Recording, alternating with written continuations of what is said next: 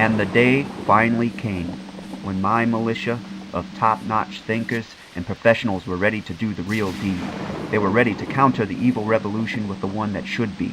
I apologize for being so harsh. A couple of weeks had gone by in which I did have to step in, but not because they weren't training themselves properly.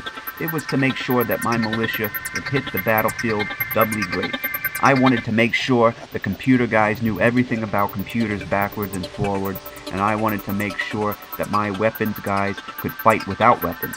Hand-to-hand combat was still necessary, even though we were living in times that were vastly advanced, more chaotic than a little mound of disturbed fire ants. I did have one guy in my militia who was hunched over and had a mangled face. He basically served all the others. He always had a bag full of books and ammunition for the militia members. I often thought he was too disturbed to be with us. He even had the nerve to threaten me with physical harm. Sometimes he was lazy and would develop crushes on the girlfriends or wives of his militia men.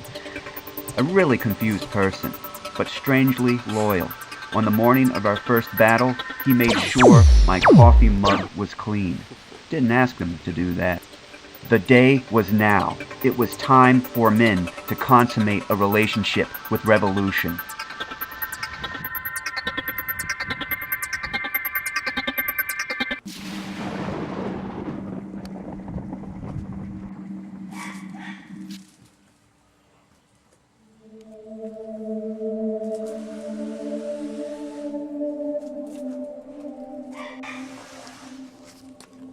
Act 4, Scene 1, before Prospero's cell.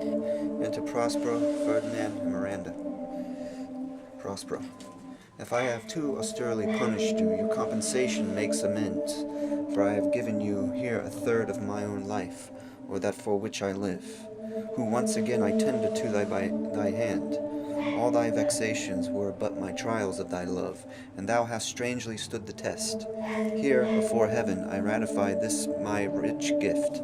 O Ferdinand, do not smile at me that I boast her off, for thou shalt find she will outstrip all praise, and make it halt behind her. Ferdinand, I do believe it against an oracle. Prospero, then, as my gift, and mine own acquisition worthily purchased, take my daughter.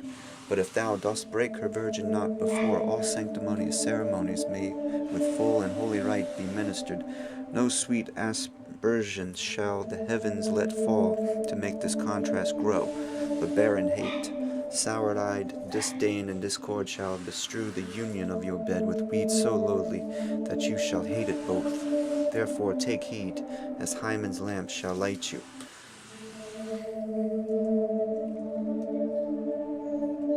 Ferdinand. As I hope for quiet days, fair issue, and long life, with such love as it is now the murkiest din, the most opportune place, the strongest suggestion, our worser genius can, shall never melt mine honor into lust, to take away the edge of that day's celebration, when I shall think, or Phoebe's steeds are foundered, or night kept chained below. Prospero fairly spoke. Sit then and talk with her. She is thine own. What, Ariel, my industrious servant? Ariel. Into Ariel. Ariel, what would my potent master? Here I am. Prospero, thou and thy meaner fellows your last service did worthily perform, and I must use you in such another trick. Go bring the rabble, over whom I give thee power, here to this place, and cite them to quick motion, for I must bestow upon the eyes of this young couple some vanity of mine art. It is my promise, and they expect it from me. Presently? Says Ariel. Prospero, aye, with a twink. Ariel, before you can say, come and go, and breathe twice and cry, so, each one tripping on his toe, we'll be here with mop and mow. Do you love me? Tell me, heavenly bow, if Venus or her son, as thou dost know, do now attend the queen, since they did plot that means the dusky diss my daughter got. Her and her blind boy's scandaled company I've forsworn. Iris, of her society be not afraid. I met her deity cutting the clouds towards Paphos, and her son dove drawn with her.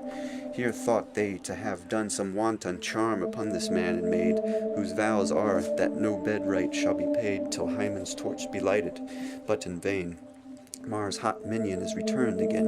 Her waspish-headed son has broke his arrows, swears he will shoot no more, but play with sparrows, and be a boy right out. Ceres, highest queen of state, great Juno comes, I know her by gait. Enter Juno. How does my bounteous sister?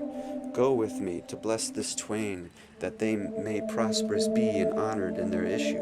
They sing. Juno. Honor, riches, marriage, blessing, long continuance and increasing. Hourly joys be still upon you. Juno sings her blessings on you. Prospero. Spirits, which by mine art I have from their confines called to enact my present fancies. Ferdinand. Let me live here ever, so rare a wandered father and a wise makes this place paradise. Juno and Ceres whisper and send Iris an employment. Sweet now, silence. Enter certain reapers, properly habited. They join with the nymphs in a graceful dance, towards the end whereof Prospero starts suddenly and speaks, after which to a strange, hollow, and confused noise they heavily vanish. Prospero, aside. I had forgotten that foul conspiracy of the beast Caliban and his confederates against my life.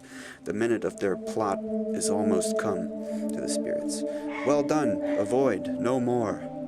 Ferdinand. This is strange. Your father's in some passion that works him strongly. Miranda. Never till this day saw I him touched with anger so distempered. Prospero. You do look, my son, in a moved sort, as if you were dismayed. Be cheerful, sir.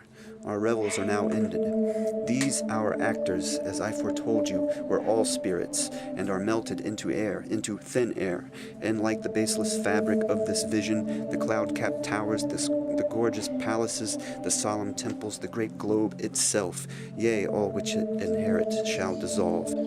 Trinculo. Monster, come, put some lime upon your fingers, and away with the rest. Caliban. I will have none on it. We shall lose our time, and all be turned barnacles, or to apes with foreheads villainous low. Monster, lay to your fingers, help to bear this away, where my hogshead of wine is, or I'll turn you out of my kingdom. Go to, carry this. Trinculo, and this. Stephano, aye, and this.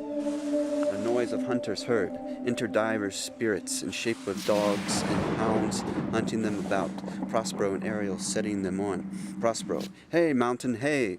Ariel, silver, there it goes, silver. Prospero, fury, fury, there, tyrant, there, hark, hark. Caliban, Stephano, and Trinculo. Ariel, hark, they roar. Prospero, let them be hunted soundly. At this hour lie at my mercy all mine enemies. Shortly shall all my labors end, and thou shalt have the air at freedom. For a little follow and do me service. End of Act 4.